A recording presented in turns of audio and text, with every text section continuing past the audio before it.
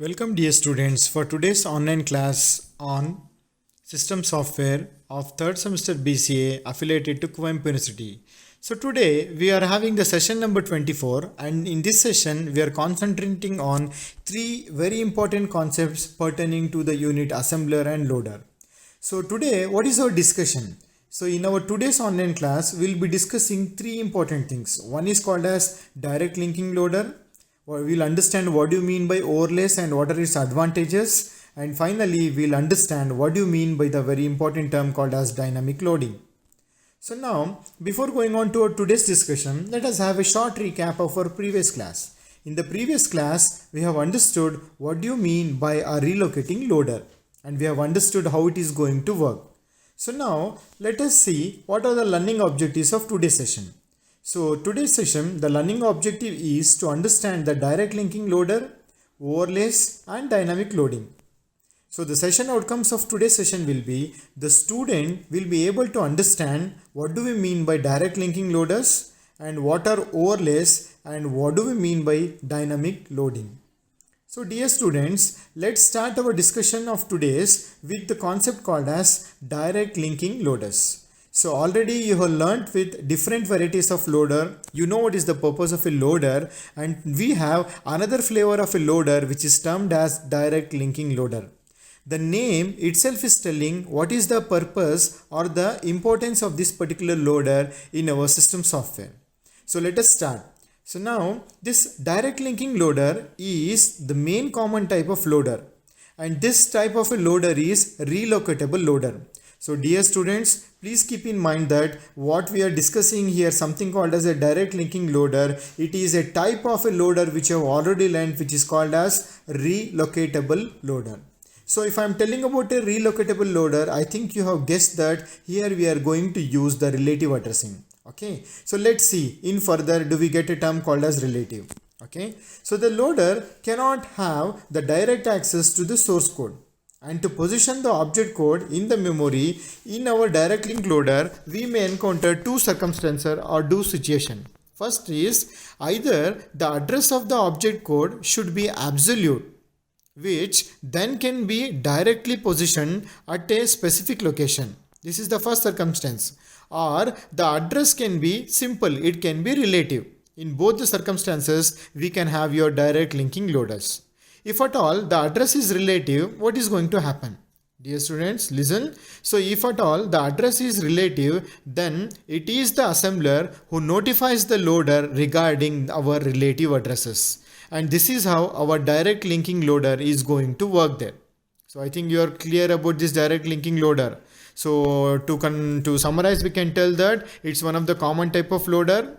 It is a relocatable loader, and here you can have the loading being done in two ways, either in a absolute way or in a relative way. If it is relative, then the assembler has to notify the loader regarding the relative addresses. Okay, so next we will move on to the second important concept called as overlays. See, this overlay, this is one of the concepts which come across our memory management. We will see how these overlays are useful and how this is going to be done in our system. See, this overlays means is nothing but a simple process of transferring a block of program code or any other data into your main memory. So here we are not simply transferring into main memory, but by replacing which is already stored. So this process of replacing the already stored data with the new block of code or a data into your main memory can be termed as what? Overlays. Okay, and this overlay is a programming method that allows the programmer to be larger than the computer's main memory. And dear students, remember this is what the merit or advantage of an overlay. So we are telling that using an overlay, the programmer can use or write a program which is larger than the available computer's main memory. Isn't it wonderful? So this is happening with the help of overlays. So I'll continue with the same discussion. See, at times a program may need more storage space than the obtainable one. Implementation of such program can be portable if all the segments are not needed at the same time to be present in the main memory.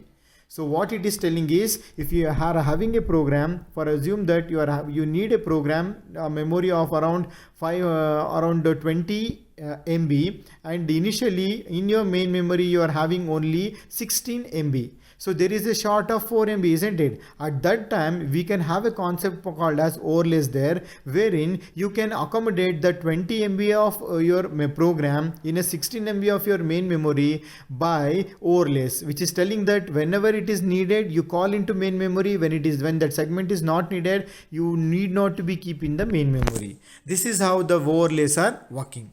I think you have understood about your overlays also. So now the last or the third concept for our today's discussion is called as dynamic loading. So here the name itself is telling we are going to do some task called as loading, and it is done in dynamic way. Dynamic means when you are executing the program at the runtime you are performing an operation called as loading. So if you are doing something at the runtime it is called as dynamic loading. So now understand why do we need this dynamic loading. See, normally when we are executing any of the process, normally the entire program or all the data of a process must be in a physical memory for the process to execute, which is sometimes possible, which is sometimes not possible. So to obtain better memory space utilization, we can use a method or an approach called as what? Dynamic loading. Now let's see what is this dynamic loading is going to help us to get a better memory space utilization. See, with dynamic loading, a routine is not loaded until it is called. I think you understood. Whenever there is a need for a routine, at that time only it will be loaded, otherwise it will not be loaded. All the routines are kept on a disk in a relocatable load format. Okay, so the main program is loaded into memory and it will be executed. When a routine needs to call another routine, then the calling routine first checks to see whether the other routine has been loaded or not. Okay, if not, then the relocatable linking loader is called to load the desired routine into the memory and to update the program's address table to reflect this change. Thus, we have achieved what we told earlier, that using dynamic loading we can have a better memory space utilization. That means whenever it is needed you just load it and use it, otherwise don't load everything. So then the control will be passed to the newly loaded routine. So this is how the dynamic loading is going to be used. So dear students, now we have understood three important concepts. Now let's have a MCQ related to those. So now let me have the first one. The first MCQ for today's session is dynamic loading is loading a routine when it is called. So I think you know the answer, whether it is true or false. Yes, it is true only. So we call something as dynamic loading, which is a loading a routine whenever it is needed. The second MCQ is overlays are used to increase the size of a physical memory. I think you remember this is what the advantage or the demerit we have learned, and the answer is yes. So using an overlay we can increase the size of our physical memory. The third question is the advantage of dynamic loading is unused routine is never loaded. Yes, this is what the dynamic loading is going to help. Therefore, we can tell that we are going to have a better memory utilization, because which is not needed, it's not loaded. Next, with the fourth one, the dynamic loading does not require special support from the OS. Yes, it is true. It is done with the existing OS. And dynamic loading takes place at which time? Runtime. True or false? Yes, it takes place at the runtime. Therefore, it has been termed as dynamic loading.